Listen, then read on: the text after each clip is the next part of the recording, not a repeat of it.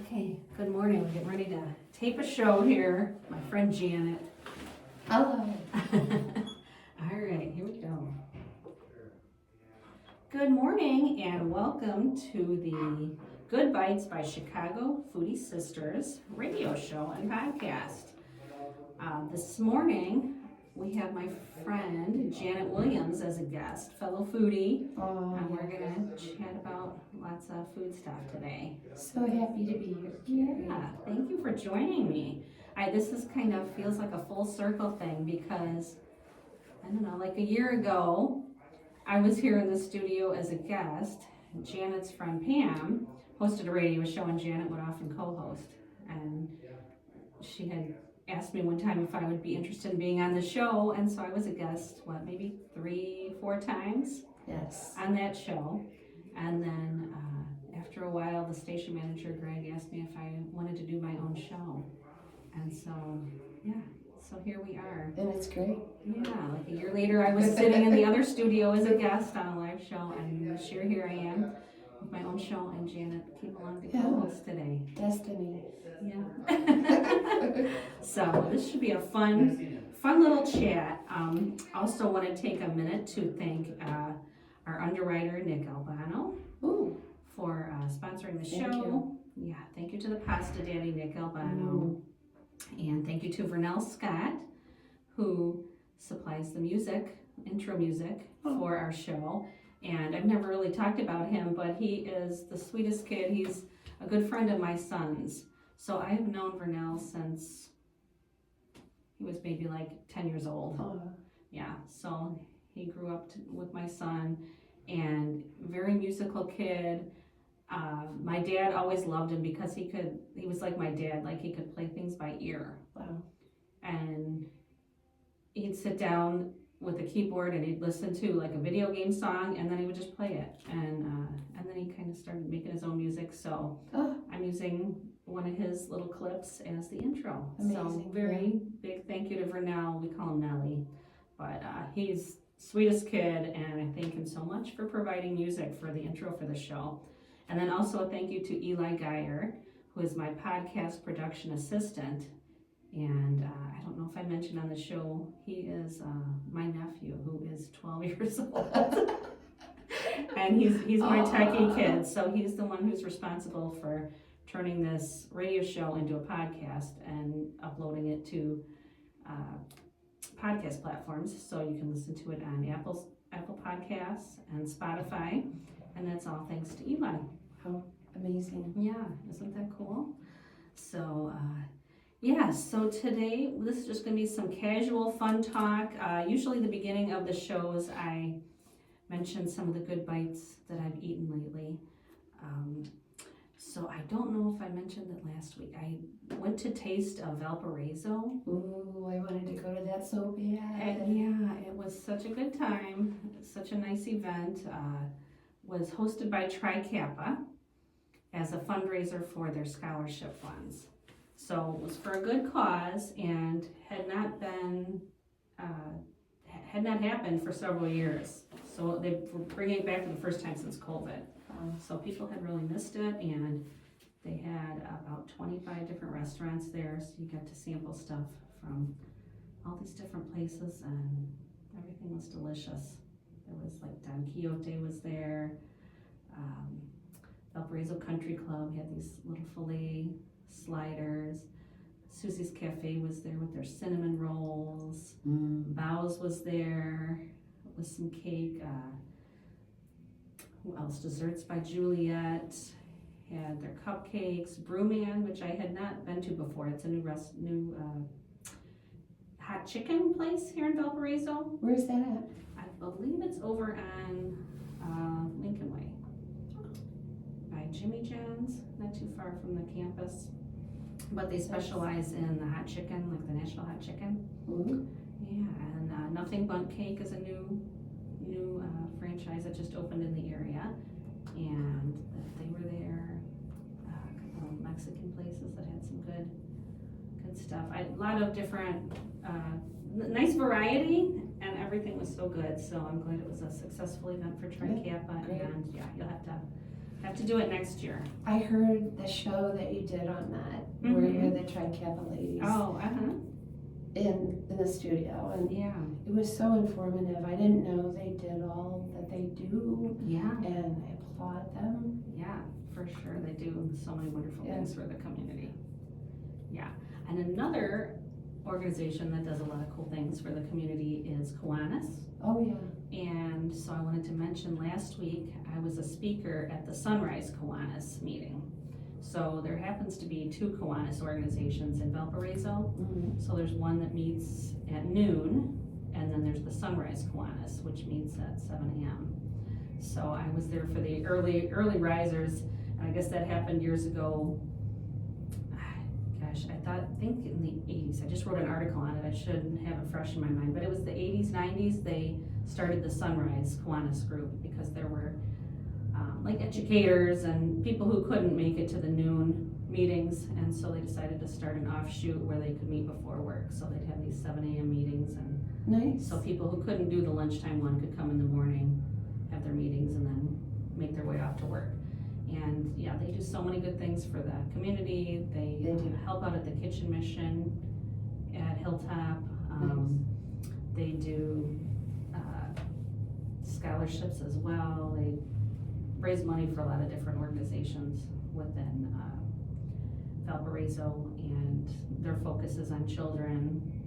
So they do a lot of good things to help out children's organizations and things that benefit kids. So I love that about them. But if anybody's interested in joining the Sunrise Kiwanis, they meet on Tuesday mornings at 7 a.m. at the Viking Chili Bowl. So yummy breakfast there too. I ate while I was there. I got a nice big skillet. That's a good breakfast spot. So Well, thank you to the Sunrise Kiwanis for all you do. yeah, they do a lot. Yeah, we thank them very much for all the effort they put into helping out the community. And the week before that, so I was there as a speaker talking about my children's books, and I even read one of my children's books there that I read when I go to schools. And sometimes adults like reading it along too. Nice. So Didn't you do that for the Owl Fest I as did. well? I was going to mention that. The week before I was at Festival of the Owls, and one of my books is about nocturnal animals, and it has an owl on the front. So I was there last year, and they invited me to come back again this year.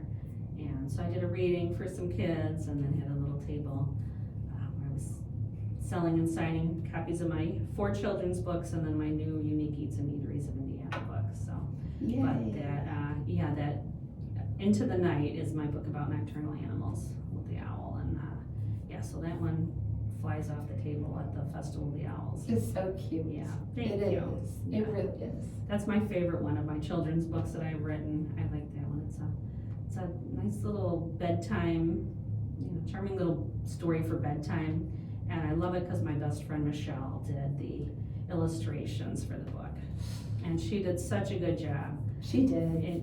Let me tell you for a minute how Michelle and I met, because it's so funny. We have 2 boys the same age, so my second one and her second one are the same age. They are 26 now.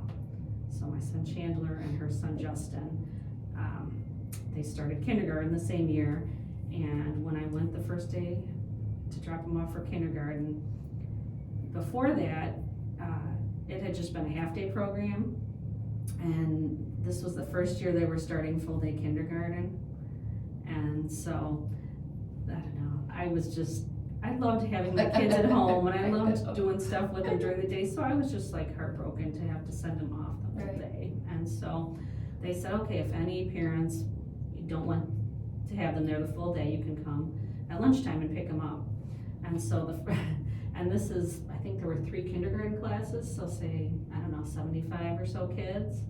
And the first day of kindergarten, I dropped them off, and then I came back at lunchtime to pick them up.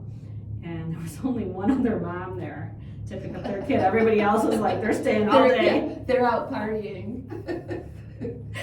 Probably not partying. Well, no, in the morning, right. but Just getting together. Yeah, with woohoo! gals. They're gone for the day. But so there was only one other mom that showed up to pick up her son, and that was my friend Michelle. So we met on the first day of kindergarten, when our boys were there, and yeah, we've been friends ever since. And yeah, and so she did the illustrations for Into the Night. And after that one came out, she said we should do a whole series.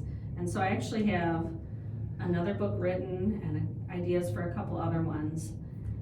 So maybe eventually, if she, can get back to doing illustrations. She's so talented. She's a paralegal is her full-time job. So it's just busy getting where she's got enough time to do it. But yeah, she's a very talented artist, and but is not in that field at all. So that was a nice outlet for her. And yeah, so win-win. Yeah, so maybe there will be another book. Yeah, can we plead over the air? Yeah, come on, Michelle. Please. We need to whisk her off on a little retreat or something. Yeah, send her to a little cabin in the woods. That's right. With her drawing pencils Yes. and her tablet and everything. And I think that's an excellent idea. Go sit in the room and come out when you're all done. And then we'll have a glass of wine to celebrate or something, right? Yeah, so Festival of the Owls was a fun event. So. Good. And they had some good food trucks there too. Really? Yeah, they had Big Mike's there, who is a vendor at the Valparaiso Market. He does great tacos and lots of other stuff. And then also Big Guy Barbecue was there. And I know that brand from a ways back. It was started by a friend, J.P. Rowe, who is a former police officer who we knew, and he started this seasoning company. It was he did like Windy City seasoning salt and a barbecue rub, and had some seasonings, and it was called Big Guy Barbecue.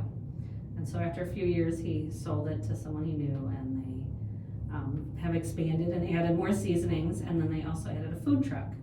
So they were there, and so I tried they had a brisket breakfast casserole.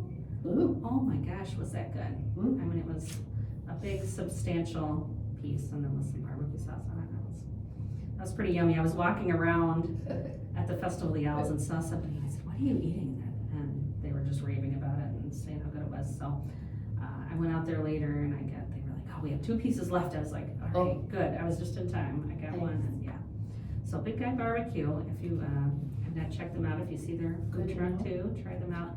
And their seasonings are really good too, and you can get those online. So, all right, and then, so we're recording this right after Thanksgiving. So why don't we start off with some Thanksgiving talk? So, tell us what you had for Thanksgiving. What was your Thanksgiving meal? What were the sides, and what kind of goodies did you have? It was fabulous, and it was the first Thanksgiving I didn't really have to do anything. Nice. My daughter and her boyfriend Dan hosted, and they put out such a spread.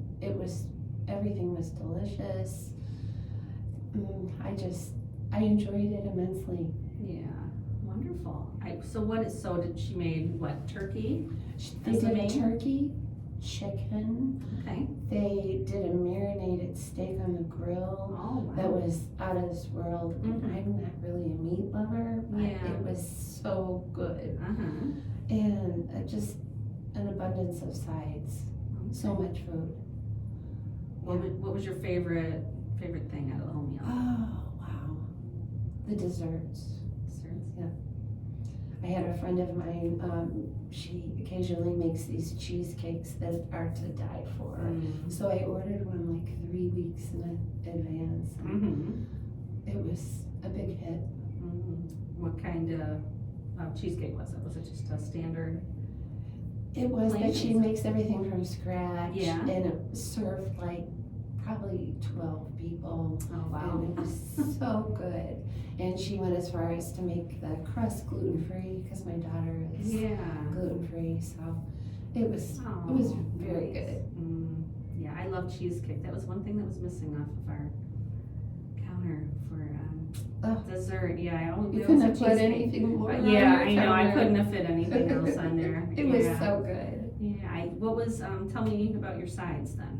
What were the Thanksgiving sides? Well, the standard green bean casserole, you can't hardly get away with not making that. I didn't make it this year. I got in trouble. Sorry, go back. Yeah, that's it. So both families, if you're raised, having that. If you don't, there's a big hole. Yeah. But I learned, so, and my daughter makes this corn cheese casserole that is out of this world. There were salads. It was just really lovely. Green bean casserole was something, it was, I don't think we had it growing up as kids, but then I think my mother-in-law would make it, and so then whenever I was cooking Thanksgiving, I would add it in, and usually my dad, he liked it and he would eat it, but it seemed like nobody else in my family did. So my dad passed away, 2021, so it's been a few years. So I just kept making it just because it was tradition, and this year I was like, you know what, Dad's not here. I'm just gonna make it, nobody's gonna eat it. And my oldest son, Brad, walked in, looked around, first thing he said was, where's the green bean casserole? And I said, I didn't make it this year. I did green beans, but I just did basic, just French green beans and put some almonds on top. And so he was disappointed. So I have to put it back in the menu next year, even if nobody eats it but him. What we do for our kids. I know, yeah. And another thing that was, it seems strange for Thanksgiving, but my mom always made Hawaiian salad. What is that? It's like 5 things. It's sour cream, marshmallows, pineapple, mandarin oranges, and coconut. Yeah, we had And that too. then sometimes you put nuts in. I don't know. I always used to make it without the nuts because I don't know, my mom or somebody didn't like the nuts. So I would always make that. But same thing in recent years. It was like, and when you make it, it's, I don't know. I make the big, a whole can of pineapple, a whole pack of marshmallows, a whole pack of coconut. So it's this big giant bowl, and it's so much sugar, and so it would just sit there and nobody would eat it. So that was another thing I did. I was at Strack the other day, and I thought, okay, I'm gonna get a little teeny thing of Hawaiian salad just to have it on the table. Probably nobody will eat it, but I just feel like it has to be there. And so, I got a little, and it's still in my fridge. I think I took a couple bites of it, and nobody else ate it, but it just seemed like it had to be there. So that's just gonna have to, going forward, I'm just gonna always have to have a Hawaiian salad and green bean casserole just in honor of my mom and dad, even if it doesn't get eaten. That's right. It's a tradition. Yeah. And then so the rest of the Thanksgiving meal, let me go over. I don't have the whole menu in front of me, so I probably will forget some things because I had a lot on there. But we did the turkey, of course, and I had gotten a big one at Costco. I asked my husband to make it. Some years I've done Thanksgiving where he used to make it on the grill sometimes, and just because it takes up so much oven space when you're trying to make all these other dishes. So I asked him this year if he would do it on the smoker, because I love smoked turkey. And so he said, yeah, he would do that. Well, in the morning he said the smoker has been a little off lately. We're getting the temperature regulated. He's had a hard time. So he started it up in the morning and he just could not get it. It was like, would hit like 230 degrees and just stop and start going down. And it just wasn't getting to high enough temperature for him to put the turkey in there. So he's like, oh, I guess I'll have to do it in the oven. And I really hadn't, we've been here in Valpo, this was our 4th Thanksgiving here, but I think each year it's been pretty much just my kids. Last year my sister and her 2 kids came, but the rest of the time it's been just my kids and maybe their, a couple girlfriends or whatever that joined. So we didn't need a huge turkey, so I would make a turkey breast. So when I went to put it in this, I was like, I don't think that big bird is even gonna fit in my oven. And, but we have a double oven. And so the one on the bottom is a convection oven, and it was just slightly bigger. So the turkey just fit in there. So we put it in the bottom, and so it turned out so good. So my husband got it all prepared and put it in there. And he did the butter, he did like pats of butter that he put under the skin to moisten it, and then the outside he kind of oiled it and put a poultry rub on it, and then we did it in the convection oven. How long did that take, Carrie? Like 3.5 hours, maybe 4 hours, yeah. And it turned out so good. Good to know. Yeah, very, very good. And one day he was asking, he was like, do you think we should do it, I'll have to ask him, I don't know if he did it upside down or, cause he's done that in the past, it doesn't look pretty. Yeah. But the meat stays so moist when you do it breast side down, cause it just kinda sits in those juices and, That makes sense. yeah, so I think I gotta ask him, I'm not sure how he put it in, if he did it, yeah, but if he didn't, it still turned okay, pretty good, but, yeah, that's a tip I'd recommend if you're doing a turkey. 3.5 hours. How Yeah. many pounds do you think your turkey was? It was about 19 pounds. Okay. Yeah, so that turned out good, but yeah, a little mishap there, at first we were like, okay, the smoker wouldn't warm up, and then I was like, is it gonna fit in the oven, and it like just barely fit in there, so it all turned out okay. And then I also made a ham, I made a lasagna, and then for all the sides, I asked my sister to make the stuffing, because I'm not gonna lie, I usually do stovetop, and I add a little bit extra in there, instead of like water, I use chicken. Like my mom always called her way of cooking doctoring up her stuff, so a lot of times she used something boxed, but then would add stuff to it and make it, so it was semi-homemade. So that's kind of what I have done. I do, like, I start with stovetop, I use chicken broth instead of water when I'm boiling it, and then I add in chopped up onions and celery, and then my mom's secret was always use the celery leaves, because that just Really? gives it an extra little something, yeah. Ooh. So, yeah, so Very. celery leaves is, yeah. So that's how I usually make mine. So I asked my sister if she would make and we don't call it stuffing, we call it dressing, because stuffing is stuffed inside the bird, we don't do it that way.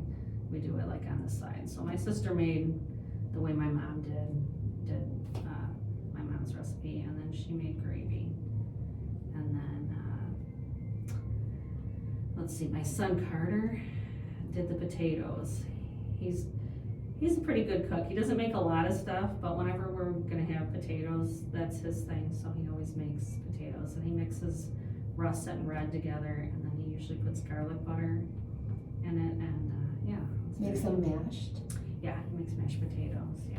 So he made that, and then, I did another thing, not a normal Thanksgiving side, but it was tradition in our family. My mom would always make noodles and gravy, and not like homemade or anything. It's the frozen reams, Oh, those are good. which are those skinny little egg noodles. Yeah, they're very good. Yeah, so just a pot of those, like boil them in chicken broth instead of water, and then add gravy at the end, and yeah, and so that's just a tradition too. So we had that, and then I'm not a sweet potato person, but I made sweet potatoes. How did you make those? I just really easy, just kind of cut them up and roast them, and with some brown sugar and butter.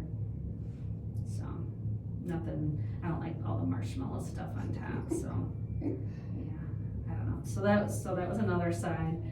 What else did we have? Yeah, and then just some veggies. I did some like candied carrots, the green beans with the almonds, broccoli and cheese, Oh, a Caesar okay. salad. Cranberries? Yeah, that's another thing we did. My mom always would put out the cranberry like right out of the can, Right, like yeah. it was raw. But Slice that it was real something. nice. Yeah, nobody ever ate it. But I was like, okay, I feel like it has to be there. So that was another thing I got from Strax Deli. I got the cranberry relish. Oh. It's got a little like orange zest in it. Mm-hmm. So I got that. Nobody ate it. Really? No, not a person. It sat there and didn't. Yeah. So, but I did. I'll get to this in a second. We had a Friendsgiving yesterday, and I actually used that for a dip. That cranberry. Since nobody ate any of it, I was like, oh, I'm gonna. Yeah. That was so good, Carrie. Yeah, so I got that idea because, okay, so I went over the meal. I think that's pretty much everything we had for the meal. But then we had a lot of appetizers before. And so it was me, my husband, our 5 boys. Actually, there were only 4 because one left and went to his girlfriend's house for Thanksgiving. So we had 4 of the boys there. And my son Brandon, his girlfriend Sarah was there too, so. And then my sister Becky, who does the food blog with me, she came with her 2 kids, and Eli is the one who uploads the podcast for us, and then her daughter Ari, and her mother-in-law also came from Michigan, so she was there, and then my brother's son, who just got married, and then his new wife, and she was excited to come for Thanksgiving, and so she brought an appetizer, a side, and a couple sides, and so her appetizer, actually Matt made it, and it was like a jalapeno cranberry dip. So it was cream cheese on the bottom, and then cranberry, but he puts jalapeno in it. So he said he took out most of the seeds though, so it was actually pretty mild. It had a little hint of jalapeno, but it wasn't super spicy. And then crackers to dip it in. So that's why when I had the Friendsgiving, I did the same thing, but it didn't have the jalapeno. I just did the cream cheese with the cranberry relish on top, and it's a nice little dip. That was very good. Yeah. So and then so Kayla, my nephew's new wife, she made Waldorf salad as well, which is something my mom made a lot. So that was nice to have that as part of the meal. And she also made cornbread, and her cornbread was really good. So, wow. And then she did honey butter on the side for the cornbread. So it was a very, very good meal. Yeah. Did I forget anything? Desserts. Dinner rolls. What'd you have for dessert? Oh, and desserts. I had a friend of ours, Oksana, bakes really well. So I had asked her if I could order some things for her to make for Thanksgiving. So she made a pumpkin roll, which was delicious, and a cookie tray. I had a bunko party a month or so ago, and it was a potluck, and she brought this big cookie tray with 3 different things on it. There were her delicious pecan bars, and her orange cardamom cookies, which are so good. And then she makes this stuff called $1 Million shortbread. Oh my gosh, that's my favorite. I think it's shortbread and then a layer of caramel and then chocolate on top. Oof. Yeah. Oh, and then she did one other thing, which I didn't have for Thanksgiving, but she makes these, she calls them walnut cookies, but there's no walnut in them. They just look like walnuts. It's like a walnut mold, but the inside is filled with caramel. And it's like a shortbread with caramel inside. So yeah, she had made before too. And then, so Matt's birthday was the day before Thanksgiving. So when he was growing up, when he was a little kid, we always celebrated his birthday on Thanksgiving. So I said, okay, I'm gonna do like when he was little and have a birthday treat for him. So I texted Kayla and I said, what's his favorite cake? And she texted back, oh, his favorite treats are key lime pie and apple or peach crisp. And I was like, okay. So I was like, let me see if Oksana can make one of those. So she's made peach crumble bars. So those were delicious. So that was as we put a candle in and sang to him. And then Eli's birthday was a couple weeks ago, and Ari's is actually this week. It's in a couple days. So they each had cupcakes. I got a box of cupcakes from Cupcakes in Valparaiso too. Those are good. Yeah, so we had cupcakes for the kids and sang to them. So yeah, so those were the desserts. What did we have for the other appetizers? Just like some taco dips, some, veggie. I always do like a cheese platter. And I feel like I'm forgetting some things. Oh, and a shrimp platter with the shrimp sauce from St. Elmo Steakhouse in Indy. Have you ever been there? No. Oh, so that's what they're known for, is their shrimp cocktail. I think that goes back to like when they opened around 1905-ish. And they shave the horseradish fresh every morning in the restaurant. So it's like really potent. I mean, it's like clears your sinuses. Like one bite and you're like, you can feel your sinuses open. It's so spicy. And at first I was just like, I can't do this. But now I love it. It's just such a good burn. I love it. So yeah, so Beef Mart sells jars of that. So I always, when I'm in there, I pick that up. And so that was another thing that was on the menu. So I think that's pretty much covers everything we ate for Thanksgiving. You do so much. You don't make anything simple. You just, when you put out a spread, it is fabulous. Well, thank you. I put out a lot, but I do shortcuts and stuff. I'm not a big, like, from scratch, complicated kind of, I don't know. But yeah, there's always lots of food. Yes. So, and the other thing we had, Paul made his famous eggnog. Oh, he makes right. the best eggnog. And then we have the moose mugs from the movie National Lampoon's Christmas Vacation. So cute. So we have the mug punch bowl and the moose mugs, and so that was also. I wish we could part of show Thanksgiving. pictures because all of this even looked fabulous. Yeah, I'll post on the Chicago Foodie Oh, yeah, Sisters page. okay. Yeah, I didn't get that be many sure pictures, to check but that I'll out because post some of that. Yeah. Yeah, and so, okay, so that covers Thanksgiving, and then I had never done a Friendsgiving before, and so I thought, I'm gonna do a Friendsgiving too, and I was looking at dates to do it, and I ended up doing it yesterday, which was Sunday after Thanksgiving. And then of course we had that big snowstorm, so it was like, so the number of people coming was dwindling down. You know, it was like, okay, there's gonna be 19, no, there's gonna be 50, no, 11, no, 9. And then like the day of, I was down to 7. And it was like, it was funny. I felt like at first I like got all the food out and it was the time for it to start at 4 o'clock and I'm waiting, and at 4:20, 4:30, and I'm like, I feel like the little kid who like has the birthday party and nobody shows up. Careful what you wish for. I know. We all, But then I know. Well, some of the people had been are friends of mine from Illinois, and it was just the roads were still so bad. But yeah, we did have a handful of guests that came. So I think about around 4:30, some guests. I ended up with 5 people, including you. Yes, it was so And fun. yeah, so it was a nice little intimate group. I always like 8 or less, I think, is like an ideal get together number, because then we all fit around the table and you don't have people in different rooms and people It was perfect. standing and cramming in. Yeah, Yeah, it was so very it was, nice. and then a couple of my kids were home and they kind of joined, so it was, so we had a full table there and we definitely made a dent in the food. Oh. Yeah. And there again, so much food, so elegantly prepared, and just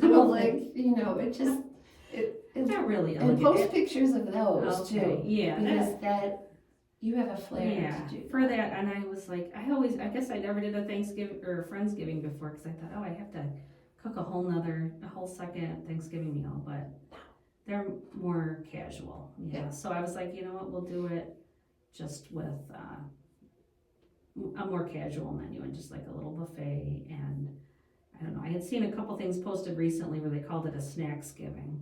Oh, that's nice. So that's what I did. I called this a Snacksgiving, so it would just be appetizers. And so we ended up with, what did I have? I made a cheese board. I made this was cute, like these little, like you take the Laughing Cow triangles, and then you put a little pretzel stick in the end, and then you can put some kind of seasonings on or herbs and just decorate it. And they look like little Christmas trees. That was cute. Yeah, and they taste really good. Yeah, I mean, it's just, But it was so yeah. cute. Yeah, those I was proud of those. Those were adorable. They were. and then I made the cranberry dip. I don't know. I did a couple taco dips, and then meatballs, Italian beef, chili cheese dip.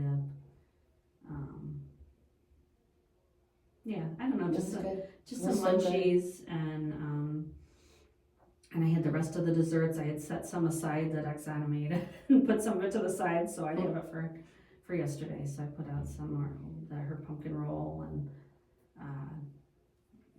the bars, and so that was good. Paul's eggnog, he made another batch of eggnog. Oh, and one other cute thing that I did, I made ice cubes, like the pretty little ice cubes. That was a really great idea. So I have a mold that does larger squares, and like you put like in a whiskey glass or something, Right. big, larger squares, and so you put cranberries in there and orange slices and rosemary and freeze them, and then when you put them in a glass and then put water over them or ginger ale or champagne or whatever, and you can. It was so pretty. Yeah. And I think the rosemary made it look like a living plant or Yeah. something with the cranberries, because how it floated in the glass. It was like, oh, Yeah, that looks that so was cute. nice.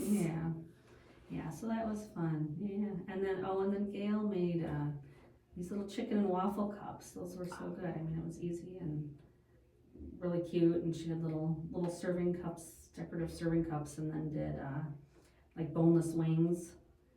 And then she had waffles and cut them into like strips. And so in each little cup was a boneless buffalo wing and a little waffle stick, and then she had hot honey to put over it, and that was a nice little appetizer too. She said, that's too hot for you, you're not gonna like it. Yeah, I know, I did it was a little hot for me. I was like, okay, if I did them again, I think I would not do the buffalo chicken, I'll do just the regular chicken, but then you can put hot honey on it, and then you can control how hot. Oh yeah, that's a great idea. Yeah, that's what I'll do when I make them. But it was such a cute idea, they were adorable. So so that was Friendsgiving. Nice. Yeah, that was fun. I had a good time. I always like having people over and putting the spread out and just chilling. And, so that was a lot of fun. So, and you have a couple announcements that you wanted to mention, right? Yeah, I just wanted to do a shout out to my sister Susie, who today is celebrating her birthday in Houston, Texas. Oh, happy birthday, Susie. Birthday. And then I have another friend who is in the catering business, and she does fabulous catering extravaganzas. And her, I'm going to just pull it up and read it because this is what she does. The name of her company is Raising the Bar, and raising the bar on entertainment effortlessly with curated food, lovingly prepared and artfully displayed. Hot and cold offerings, grazing boards, full meals, mocktails, signature cocktails with award-winning sweet endings like the ultimate cheesecake. And her name is Sage, and I have her contact information. She's also going to start, like if you're having a Super Bowl party, she's got a whole regime of, interesting, fun menus for that. Cool theme stuff, huh? But yeah, the company's name is Raising the Bar. And if you wanted to contact her, you can contact her at sagepopovich@icloud.com, or you can text her at 219-242-1281. So 219-242-1281. Check it out. She does a fantastic job. Is she the one that made your cup or your cheesecake for Thanksgiving? She is not. Oh, you have another friend who does cheesecakes. Yeah. Okay, I heard you say ultimate cheesecakes. Yeah. Okay. Yeah, nice. Okay, so if you're looking for a holiday party or like you said, Super Bowl party. Yeah, sounds great. Okay, well, cool. I'll have to look up more info on her. And wonderful. Anything else you wanted to share? No. That pretty much does it. Okay. Well, let's take a pause here just to remind you that if you're just tuning in, you're listening to the Good Bytes by Chicago Foodie Sisters radio show on WVLP 103.1 FM. This show will rebroadcast on Saturday at 2 p.m. It's also available will be available on Spotify and Apple Podcasts, and we also add video on our YouTube channel, so look up Good Bytes by Chicago Foodie Sisters on YouTube and subscribe so you can watch each episode. And we're glad to have you here today. And my guest today is my friend Janet Williams, my fellow foodie friend. We go and dine a lot, and so we're going to spend the rest of our time just talking about food, good stuff we're eating. And I kind of got this idea from my friends Larry and Greg, who do Tasty 219. Oh yeah. And a while back they had done, they did this earlier in the year when Best of the Region came out, and they kind of went through and talked about some of the winners. So I just happened to, was at an event at the South Shore Convention and Visitors Authority, the Indiana Welcome Center, and I saw these and I was like, oh, I hadn't seen a print copy, so I grabbed one. So for you looking at the video, that's what it looks like, and it came out last spring, but I just thought, oh, since I have one, I thought we could take a little time scrolling through here too and talk about some of these winners. And I actually wrote some of the stuff that's in here because I do freelance writing for the Northwest Indiana Times. So I've done travel and food writing and stuff for them for a long time. So each year. Didn't you just get 2 fabulous awards recently? You're so modest. You never talk about these great things that, you know. Well, I'm a member of the Illinois Press Women's Association. I've been a member of them for a long time. And they do this Mate Palmer Communications Contest each year. And so you can enter a few of the things you've written in the past year. So I usually enter some things into that contest. So I got 6 or 7 awards in that state contest earlier in the year. They award those in June. But then some of them will advance then to the national level. So the National Federation of Press Women had their convention in September or October, and so some of mine had advanced to national level, and I got 2 awards at the national level. Yeah, so that was nice. So I just got those in the mail not too long ago, and that was a nice little surprise. I got a first place for an article I'd written for the Northwest Indiana Times for a back to school section on homework and just kind of different people's opinions on the necessity of homework and teachers who are kind of going away from it and seeing that it's not as important in younger grades as they had thought, and are kind of, a lot of teachers are shifting away from it. So that article won a first place, and then I also got a 3rd place for my newest book that came out last year, Unique Eats and Eateries of Indiana. So that got a 3rd place on the national level also. So yeah,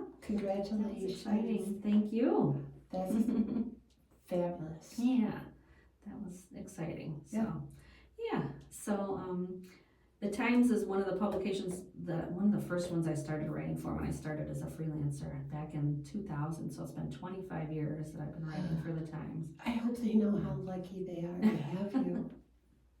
Thank you. That's so sweet. Yeah, I don't know. I've been writing for several years for Best of the Region. That's not one where you see a byline in it. It's their advertising section. But all the winners have a little, like a little couple paragraphs, just a little description of the business. And so I wrote a few of those that are in here. So yeah. And they also have done Southland's Best too, so I've written for that one. So that's always fun. I mean, I learn about new restaurants when I work on that project, and it's nice because I interview chefs and get comments from them and get to know a lot of the chefs in the area. And so this, one of my favorite projects to work on each year. So, but let's just jump into this and look and we'll see what places we've been to and what our favorites are. So in the food and dining portion, Asian food. Let's see. So I'm gonna say it wrong. It's like Kyoto, I think. Kyoto ramen. You heard of that one? I've heard of it. Okay. I can't say I've been there. Yeah, I have not been to that one, but they were the first place winner. 2nd place is Yu Yu Noodle Bar. I actually was just there not too long ago. My sister and we talked about it on the show. It's located inside the Hard Rock Casino. Oh, all right. Yeah, very, very good. They've got a nice variety of noodle dishes and then way more beyond just noodles. And then Umi Sushi Lounge. I've been there. It's been a long time, but they're in Crown Point, and they were the 3rd place winner. Do you have a favorite for Asian food? Honestly, no, I don't. But yeah. I will strive to make it to those. My kids love Japanese steakhouses, so whenever they have a birthday, I made a tradition years ago where they kind of get to pick a meal on their birthday, where either they can pick a favorite meal and I'll make it for them, or we'll go out to wherever they want to go to. And 2 of my boys always pick a Japanese steakhouse, and so it's usually Woo's House. Okay. We'd gone to House of Kobe a few times too for their birthday celebrations, but their favorite was always Woo's, and we'd go to Orland Park, and then they opened one out in Merrillville. Oh, So now we can go there for birthdays, and it's not as far. good to know. But yeah, so that's their favorite. Yeah, they love, and we always do the hibachi tables where the chef cooks in front of you, and you get the whole cute show where they're lighting up, flames coming out of the stacks of onions, and squeezing sake across the table into your mouth, and Really? tossing broccoli across the table, and you have to catch it in your mouth. Yeah. It's always a fun little show, you know. So, alrighty, best bakery. Rise and Roll was first place. Really? Yeah, they make delicious They donuts. they do. Yeah, and they're out of Amish country. I think they're Middlebury is their main location, but yeah, those are delicious. And we're lucky we have one right here in downtown Valparaiso. Right. I do have something to say about that. I think on December 9th, any purchase that you make of the Valparaiso Rise and Roll, they'll round up for the Doom and Garden Club. Oh, nice. Yeah, so Good to know. Okay, so support start there. if you can. Yeah, that's on December 9th, you said? Correct. Wonderful. All right, second place. This is one of my favorites. Desserts by Juliet in Couts. Have you ever been out there? Oh, I don't think I have. No, but I know you've had theirs, right? Because weren't you were on the food tour we did on the beer palette Right. last year, and they're one of the locations yeah. that's in my book, Unique Eats and Eateries of Indiana. So they showed up there at Valpo Velvet Stop and brought their Yeah, they cupcakes. were excellent. Yeah, they were at Taste of Valpo last so week too. good. Yeah, they're really good. And then third place is Say It With a Cookie, which I have not been to. That's in Crown Point. All right, what else have we got up? We're gonna skip a couple, but let's see. Best bar, White Rhino Bar and Grill was voted best bar in Dyer. Oh, Yeah, that's I love that place. It's what the Glowacki family owns that. They used to also own a bar in Lansing that just closed, bottoms up. But they had such good food there. I loved their salmon. I'd go at lunchtime and get, that was always such a big, nice piece of salmon, and their sides were good. But, so that one did close recently, bottoms up. But they own White Rhino, and yeah, really good, same thing, really good food. Yeah. and that's in Dyer. It's in Dyer, Okay. yeah. Yeah, so, yeah, you'll have to try that I will. sometime. It's right on 30, Okay. right by St. Margaret's Hospital in Dyer. Okay. And then second place was Three Monkeys Pub, which I have not been to I've in not Crown been Point, there. Yeah. and Bridges Scoreboard in Griffith, which I have not been to either. But I do love White Rhino. That was a very deserving winner. What else have we got here? Okay, best barbecue. Frank's Backyard Barbecue was the winner. They're in Cedar Lake. I have not tried that one. Have you? Oh, no. Yeah, I hadn't heard of it before. So that's one I'll have to put on my list. Give them a try. Second place is Bomber's Barbecue in Munster. That's really good. Yeah. I've never been there either. No, good barbecue. Yeah, I love their brisket. Is amazing. Third place was Wagner's Ribs, which is out here in Porter.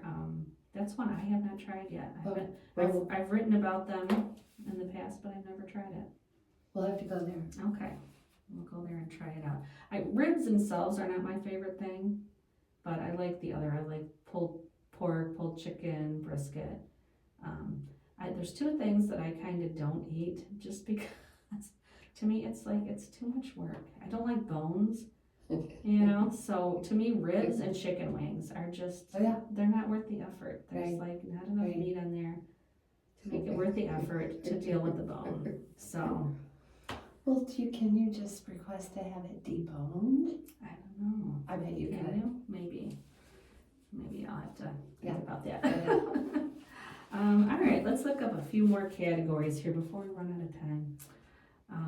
Best coffee. Old Dog Coffee House in Lowell.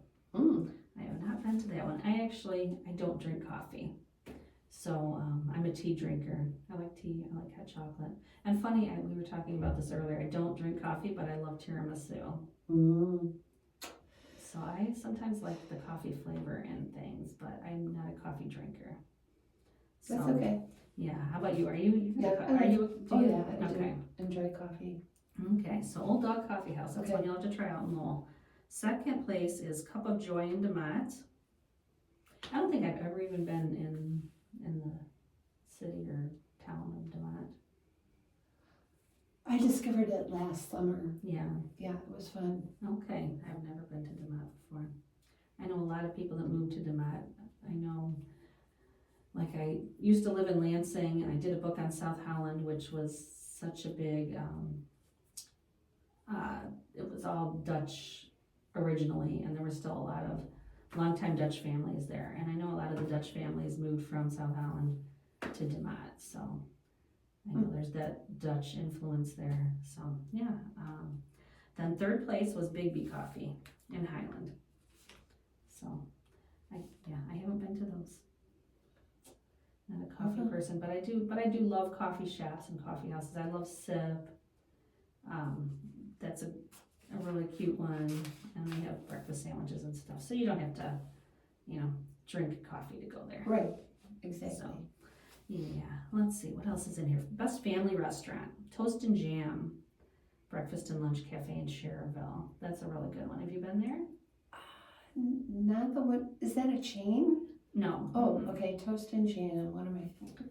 Yeah, No. it's very good though, and they make their own jams, and so we always get a little cup of their homemade jam on the table. It's, very good spot, and it's kind of a strange location. It's like surrounded by residential. It's kind of like in the middle of a subdivision. In what city? That's in Cherville. Okay. Yeah, okay, well, we'll have to make a trip there for breakfast sometime, because that's a good one. And then second place was Avgo, which I guess is Greek for egg, right? It's in St. John. I've only been there once, but it was really good. I mean, one of those like huge portions, and everything is just really good and fresh and homemade. So yeah, so that's another good breakfast place to try out. But this was the category for best family restaurant. And then third place was Theo's Steaks and Seafood in Highland. Oh, very good. That's one of my favorites, Theo's. And one thing I love to get there is their lobster bisque, because they kind of do like a tableside presentation where they bring you the bowl, and like pour it in, I don't know, and then they swirl it around, and it's a cute little tableside presentation, and it's really good, yeah. So let's see, let's go on to, we've got best fine dining restaurant, and the first one is the Lighthouse. Have you been to the Lighthouse in Cedar Lake? Oh, I've okay, heard all put about that it. on your list too. That's a very good one. We've been out there before, the Cedar Lake area, for Chef Eric, for one of his that was great. dinners, where he had some of his specialties that they've done for their culinary anthropology program with the museum at Lassen's Resort. It was all historical recipes, was that it? Yeah. Oh, and it was off-site, right? It wasn't at the Right. museum, because it was during the winter. But, so have you been to the museum at Lassen's Resort? No. Oh, we need to go there, because we were talking one time about how they do the steamboat tours. Right. And they have a dinner, and then you go on the steamboat. I did do that a couple months ago with my friend Shannon. You would love it. Okay. It's really cool, because it's in the old inn, and he does a great job, Chef Eric. He's been a guest on the show too. Yeah, his stuff is amazing. And It is. I did see those. Yeah, and it's right there in Cedar Lake, and then the Lighthouse is located right next to it. But really good fine dining. They bring the steaks out on these like 500-degree platters, so it's like still sizzling when you bring it out, and everything there is amazing. Yeah. So I'm definitely on board with them being first place. Second place is Council Oak Steaks and Seafood in Gary at the Hard Rock, which I have not been to yet. We're thinking about going there. Last week we went to see Sting at Hard Rock. That was a great show, wasn't it? Oh my gosh. I'm still thinking about that. Yeah. He does a fabulous show. Wasn't he amazing? He's what, 74? Oh, he's 74, and he looks so good for 74, or he looks so good for 50. Yeah, but his voice was amazing. Yes. To have that kind of voice and be able to still perform like that at his age is amazing. And he went from one song right into the next. he never took a break. The songs sounded just like you remember them Right, sounding. they did, yeah. He sounded like when he recorded them when he was 30. Yeah. It was so fun. Yeah, and it was almost a 2-hour show, and he was just nonstop. Yeah, it was an amazing show. It was. But we ended up having a bite in the, what was it called, the Purple Lounge? I don't know. Yeah, VIP Lounge. We went in there and they had a nice little buffet. So we had that before the show. But we'll have to get out there and check out Council Oaks. I've been wanting to Okay. try that. That's their steakhouse, and that won second place for fine dining. And then Theo's won third place. So let's see, what else is in here? We'll pick out a couple more categories. Best hamburger. You're not a hamburger person, are you? Not so much. Not red meat that much, but I love a good hamburger. So the winner was Shoop's.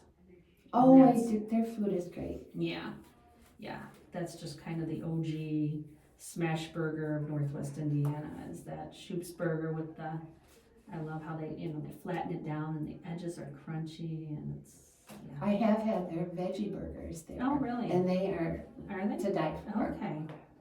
Yeah, I know my brother would get, at the Munster location, would get the pork tenderloin and, what else? My dad would go in there for breakfast and get breakfast stuff, but I mean, their burgers are so good. I don't know if I've ever really ordered anything other than the burger when I've been there. Burger and fries with a cup of cheese, dipped cheese fries. And then you always have to get a malt. Yeah, those are The good chocolate malt, there. yeah, so, yeah, Shoop's is definitely a favorite, and my mom reminded me one time that, like, when she was pregnant with me, the doctor's office was nearby there in Munster, and so after her appointments, she would go to Shoop's and have her. That's So why you like I've it been so eating, much. yeah, I've been eating Shoop's since I was in the womb. Yeah. Second place was Minor Done. I love Minor Done. And have you ever been to that one? Yeah, that's in Highland. That's just a classic. It was a chain at one time. I mean, way back. I feel like it dates back to the 1920s, maybe 30s. Oh my. And there were several of them in like Gary and maybe East Chicago and that area in Lake County. But this is the only remaining one is in Highland. But it's just like, you walk in the doors and you like go back in time. It's just so nostalgic. But the burgers are so good. And I love getting the cheeseburgers there. They have a cheese. It's like very unique, not like what you have anywhere else. It's a old English cheese. So it's kind of a really sharp cheddar kind of, I believe. It's so good. Yeah, and then they make everything there from scratch. They do like pot roast sandwiches and they make that from scratch. They have, you can order deluxe, which means you get the burger, you get the fries, and then you get a little bit of orange sherbet for dessert. And they even make that there. So, oh my goodness. Yeah. Very good, yeah. And then third place under Best Burger was the Hard Rock Cafe. And I've been there and they have really good burgers too. Very good. Let's see, let's look at Italian food, best Italian food. Who would you think won that?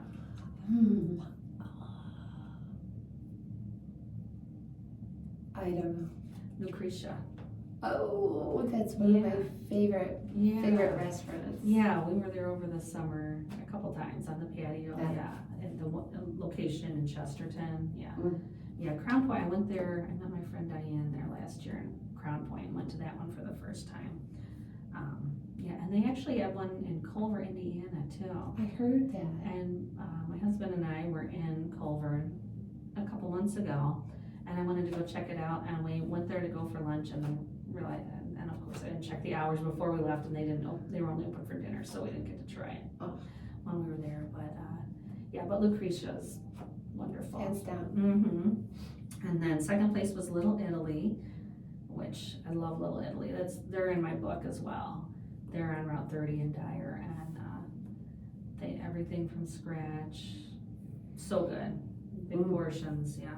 And then third is Ciao Bella, and that they just closed, unfortunately, but they were in Cherville. Yeah. Oh, let's see what else we got here. We're out of time. Oh no! I know. You would think this book would be worth picking up. Yeah, I don't know if they still have them available anywhere. I grabbed one at South Indiana Welcome Center. So yeah, I guess we got our step. We'll have to have you on the show again sometime. Oh, it's Maybe fun. we'll go over Thank you. we'll go over the rest, and then pretty soon I'll be working on the 2026 Best of the Region. So. Yay. Well, it's been so fun chatting with you today. Thanks for having me. Thank you very much. You're welcome to come on anytime, and we'll talk about food. We could talk for hours. Or we could. Yeah, so thanks for being here. You've been listening to Good Bytes by Chicago Foodie Sisters radio show on WVLP 103.1 FM. The show will rebroadcast at 2 o'clock on Saturday. Be sure to subscribe on YouTube to Good Bytes by Chicago Foodie Sisters, and you can see episodes there. And also listen in on Spotify and Apple Podcasts. Those will be up soon. So thank you everybody for tuning in, and have a delicious day. All right. Nice job. 2 o'clock Saturday is the